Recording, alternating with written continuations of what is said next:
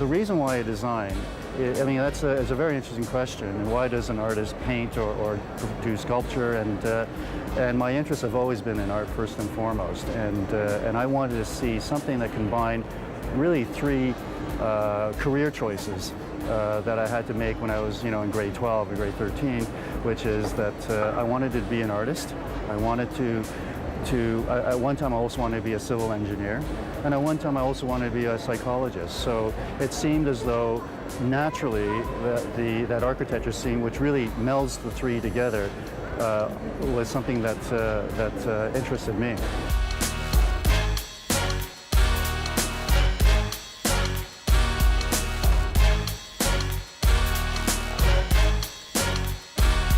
Eastern philosophies don't really influence my design, but it's something that I carry within myself that tends to be Eastern, and it's one of those things that are inexplicable, perhaps my cultural heritage, but it's something within me. I've always liked spaces that are pared down and very simple, which seems to be trademarks of Eastern design philosophies.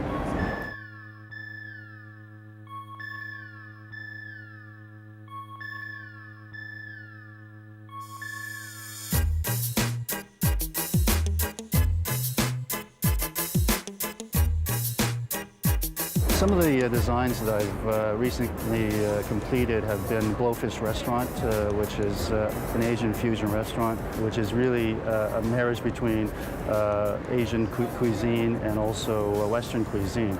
And our strategy in that space was to actually symbolize that fusion architecturally and spatially. So what we've done there is in very simple elemental gestures, is to marry Japanese shoji-like screens, which are in fact made out of stainless steel metal mesh, with French-inspired classical chandeliers.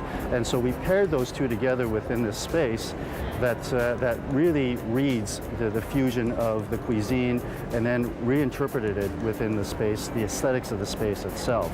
And the screen actually functionally divides the bar area and the dining area, and it's just obscure enough so that people see shadowy figures, but they don't actually make out detail, tantalizing you to wanting to go into the next space.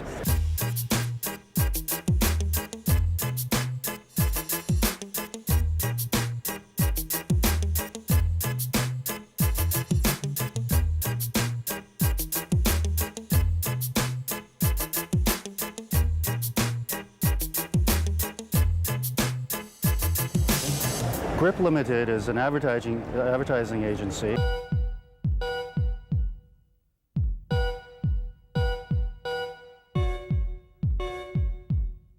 And it's about a 7,600 square foot space, quite a large space, and it's a new space that we've now occupied.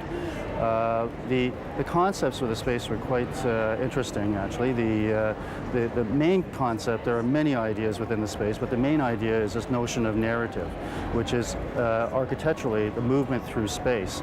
But what we've done is the client wanted us to articulate their identity through the details of the space and the impression one gets as they pass through space. And we've done that through various strategies.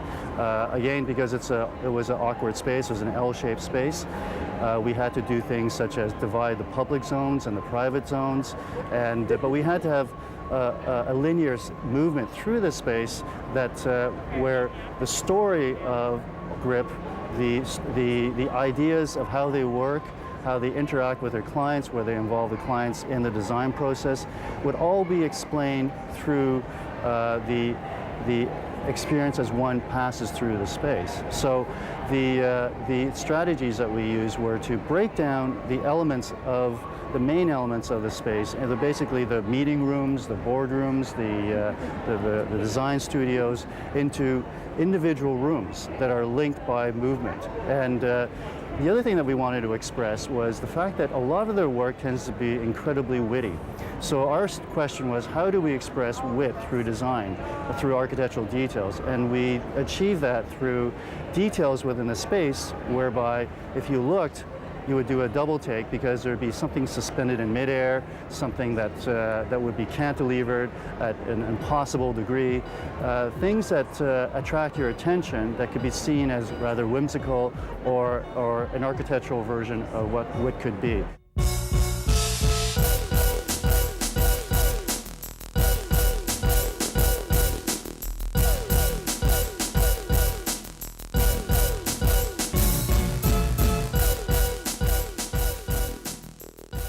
We also do residential projects, of course, and one of the ones that we recently completed is the Eolus residence, which is for actually a son of a very famous Toronto structural engineer. And in that space, we've essentially pared that space down to its elements. There's a concrete floor. It's a loft space and a tall, high space. So it has lots of concrete floors. The client wanted the client was actually very particular. When we met, he gave me this 4-page essay detailing exactly what he wanted. And at the end of the essay, he wrote, "Think penitentiary." And my interpretation of it wasn't as cruel as it sounds, of course, but what I really understood from him was that he wanted a space that was elemental, that was all about unadorned finishes, no overt design flourishes. He wanted it very simple, it's a Zen-like space that he can relax in, that he can have a sense of calm and repose. So what we did, and one of the things that he loved, of course, some materials such as stainless steel. He wanted a lot of stainless steel, wanted a lot of aluminum, concrete, and there was a lot of slate as well. There's a lot of details, but the details you couldn't actually see. The details were such that, again, they weren't overly extravagant, but there were those, if you looked at it, you would see it. But otherwise, it was a very simple, elemental space.